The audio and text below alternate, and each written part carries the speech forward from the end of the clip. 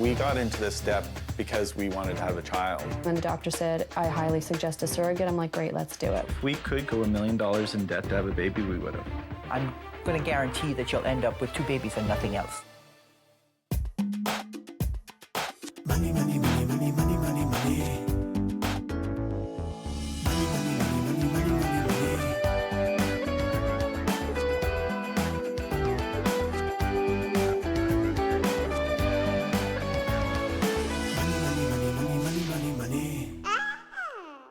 My name is Dan. I'm an engineer during the day. I work part-time as an energy advisor as well as a volunteer firefighter. My name is Tracey, and we have a beautiful 7-month-old daughter named Senta.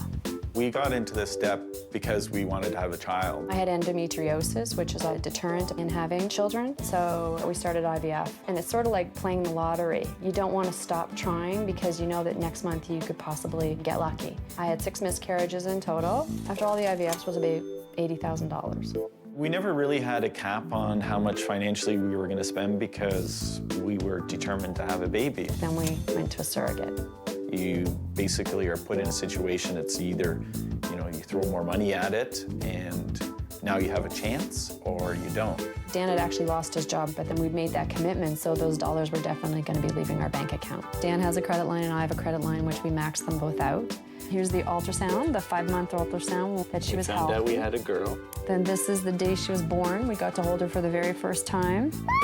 I love you. We always had wanted more than one child. The next big ticket item for us is probably going to be a sibling for Senta. We had quite a few significant costs that came up in the last 4 or 5 months. My car broke down. I had some dental issues, which set us back about $2,000, which was unexpected. How are we going to manage the bills? What if he loses one of his jobs? What if something else breaks down that we need? How is that going to fit into the equation? And we're really tapped out, so I don't know where any funding would come from. We don't really have a very extravagant lifestyle. I don't eat out lunch every day. We don't go to restaurants. We don't travel a lot. There's not a lot of room for other things to squeeze out in our eyes. It's no longer just Tracey and I. We have Senta's future to think about, and we don't want to burden her with our debts. I don't think I've slept a full night since we brought her home. My greatest fear for our family is that we don't have another child. This month, I'll help these parents stay in the black while bringing up babies. I have been solving money problems for over 20 years, tackling everything from high finance to low income. I help people understand money and debt and how to balance it all with the priorities of parenting.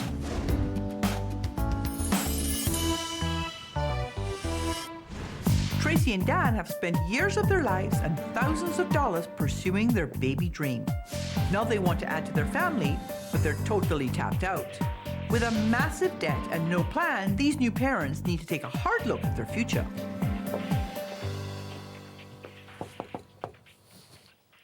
Hi, Gail Vaz-Oxlade. Hi, nice to meet you. I'm Tracey. And I'm Dan. Nice to meet you, Dan. If you don't mind, the first thing I'd like to do is drop my bag and have a quick look around. These guys have made a lot of financial sacrifices to bring this baby home. And she's clearly the center of their universe. And this is baby Senta's room. It's beautiful. They've been very creative, but these are not expensive, not exactly overkill. But I want to make sure they don't go too far in their quest to have it all. Dan and Tracey have a lovely home, and they don't spend a lot of money on stupid stuff. They do have 2 big competing priorities, and it'll be a test to see which one wins. You have a lot of debt right now. And where did it all come from? We refinanced this house. We have a cottage. And you built the cottage because by building the cottage, you increased the value of the property, which meant you could borrow more money. Yes. Yeah. But you didn't have a plan to start, and you didn't set any limits. If we could go $1 million in debt to have a baby, we would have.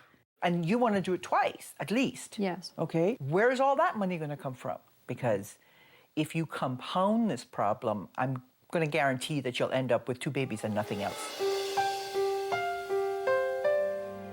We're going to have to do something about your priorities. You guys are under the impression you can have everything all at once, and I'm here to tell you it's not working for you. Okay. Okay. You guys have assets, but you also have a lot of liabilities. Tracey and Dan took out another mortgage and used some of it to build a cottage on a piece of property they owned. but the rest of it went to fertility treatments. When we look at your life category, you're in fine shape. You're only at 26.4%, which is not so bad, pretty close, okay? Your transportation costs are too high, and you've taken a complete holiday from savings, which I understand, because you've been spending money so fast, you can't possibly be saving anything. The thing you have to ask yourself is, how long am I going to be on this savings holiday? When we look at your housing costs just as housing costs, you're spending 27% of your income, which is well under the 35% that I usually recommend. The problem is, one roof is not enough for you. And in paying for 2 roofs, you are spending... 55, there you go. That's a big chunk of your income. Can you see how we're running into trouble already? Yep. That leaves less money for everything else. You're currently spending about $900 a month to service your debt. It isn't enough. Some of your fertility costs are hidden in your mortgage, but the rest are here. This is your consumer debt. See this $45,000 that you owe, where you're only paying the interest every month? Keep going at this rate, and you will never pay this off. Yeah, that makes sense. If you go 10 years, you'll have paid another $25,000 in interest. That's another car. It's a quarter of a baby. Yeah. Wow. You're going to find your debt repayment eating up so much of your income that you actually have nothing to live on. You're overspending by $2,500 every month. Okay? Which means that at the end of 5 years, you'd be $1.2 million in debt. It'd be very difficult to manage. Yes. And that does not include the $120,000 that you would spend on the next baby. You would have nothing. That's not good. I want to know whether you are prepared to go through with the rest of this process. Some of the things I'm going to ask you to do are going to be tough. And I need your commitment now that you will follow through. Yeah. Oh, I can do that. We can do that. Okay, good. So, over the next few weeks, I'll give you a series of challenges to do. You do the challenges to my satisfaction, you'll get $5,000 to help you pay down the debt. You don't do the challenges, you don't get the money. So this month, what we're going to do is we're going to get you looking realistically at your finances. We're going to have you plan for the next baby. And the third thing is you're going to have to figure out how to balance your competing priorities so you can balance your parenting with your preparation for retirement. Okay. Okay. The next thing you have to do is you have to get me your credit card and your debit cards because you're going to learn to live on cash, you're going to learn to live on less cash. Coming up, can Tracey and Dan give anything up? If you won't let anything go, it will all come crashing down. It's only a matter of time.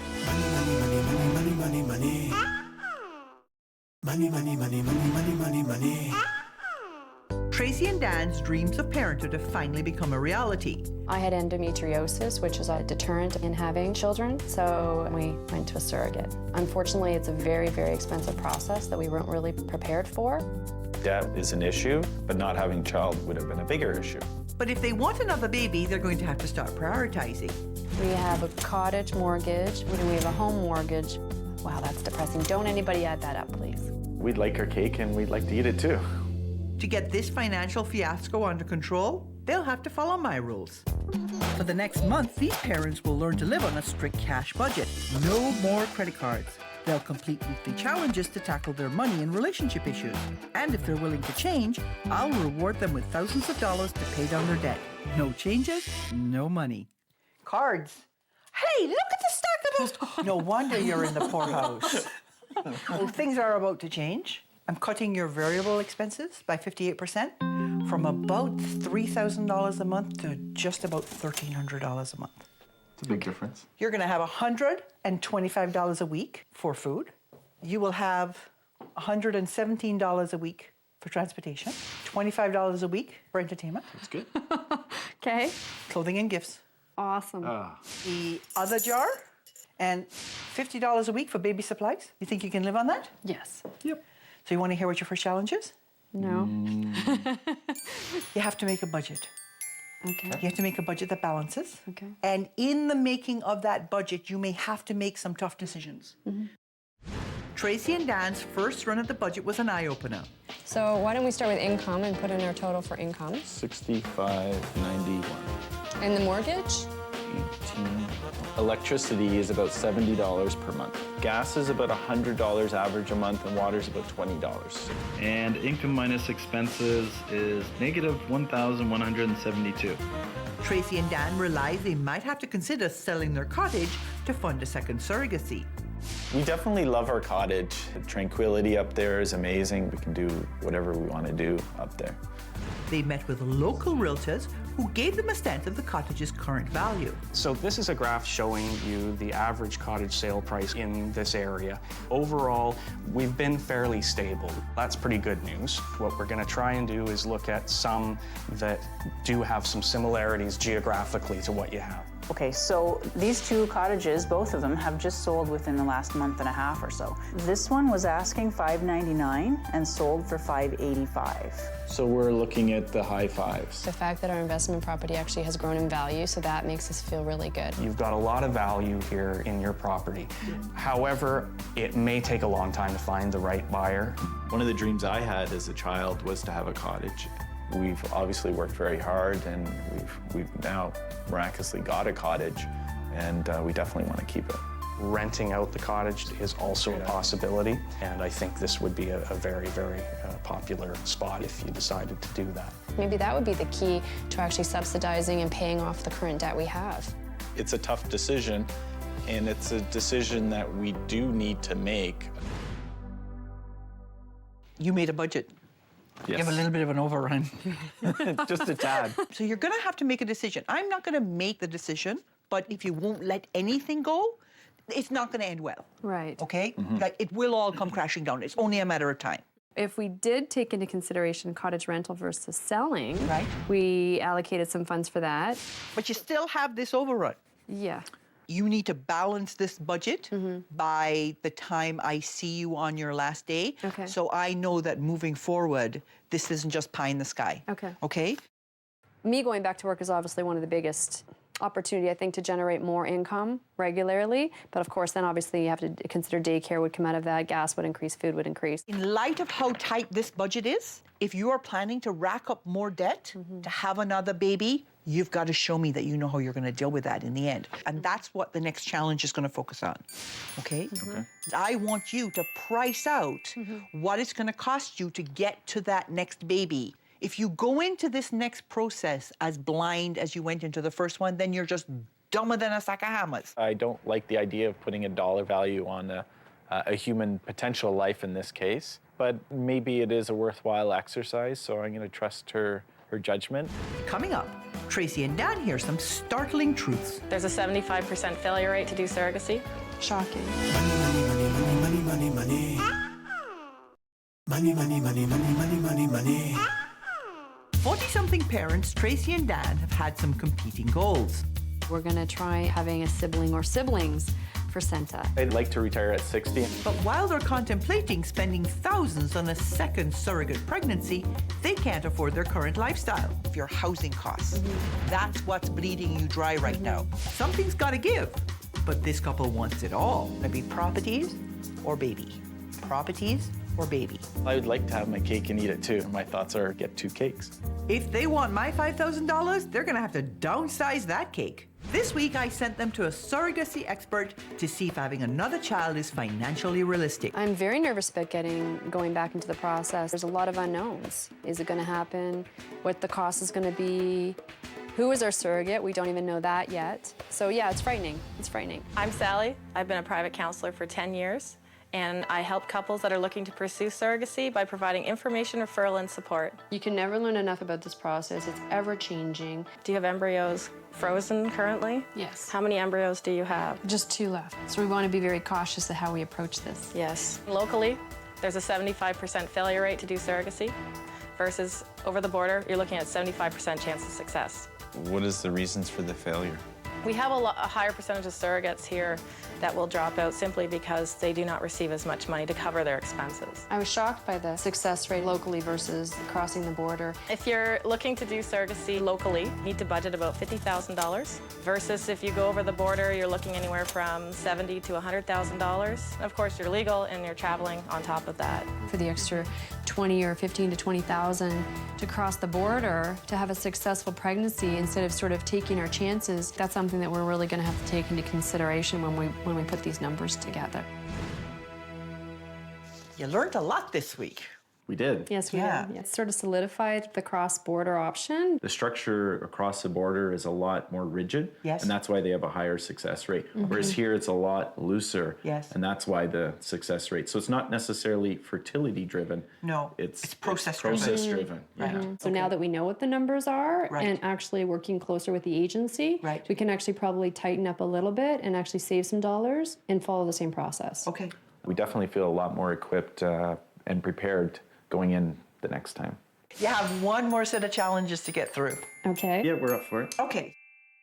Because Tracey and Dan are older parents, they'll have to save for retirement while at the same time covering costs like childcare, extracurricular activities, and educational savings. My final challenge will help them juggle those competing priorities. So I'm willing to give up all the wants to make sure that the needs are taken care of. Coming up. We have a little bit of a surprise.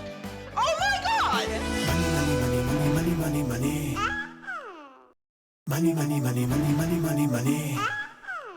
Tracey and Dan spent thousands of dollars on the long road to becoming parents.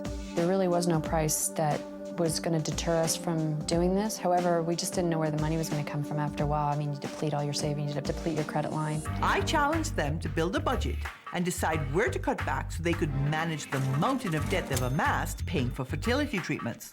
I asked them to cost out their next surrogate pregnancy. You're looking anywhere from $70,000 to $100,000.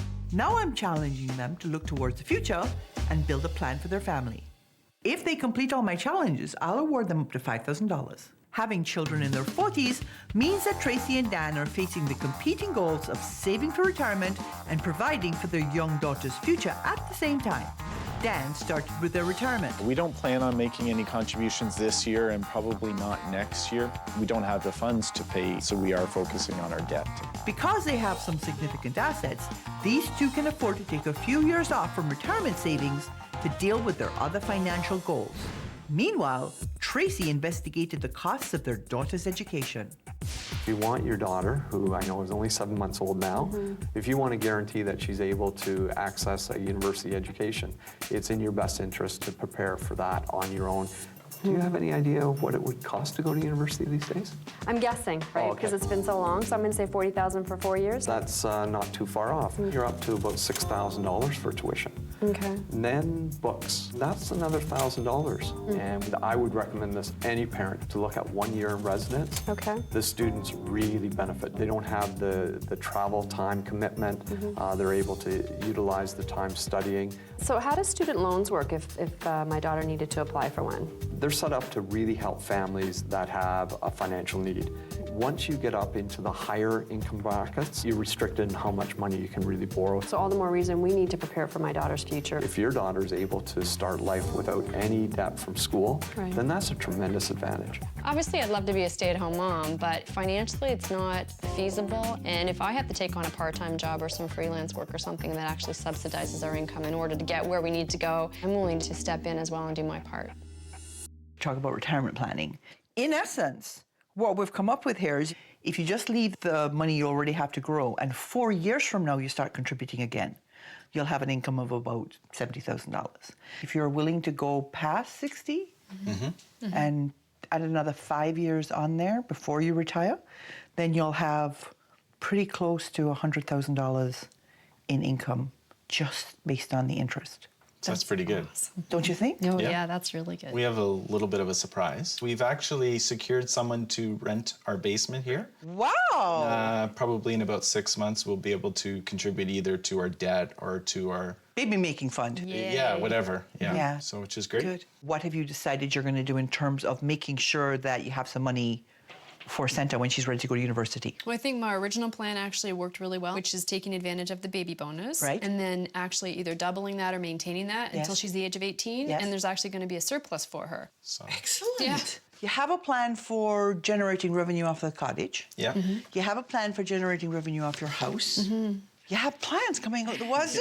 It's very good, and they're actually being executed. Yeah. I feel really confident right now that we can accomplish all the things that we want to, pay off our debt, and actually set ourselves up really nicely for the future. When I got here, you know, you were so focused on having that baby that everything else was sort of going to the dogs. You wanted it all. And you know my rule, you can have it all, you just can't have it all at the same time.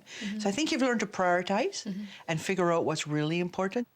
So I got here, you were overspending by $2,500 every month. And headed to about $1.2 million worth of debt.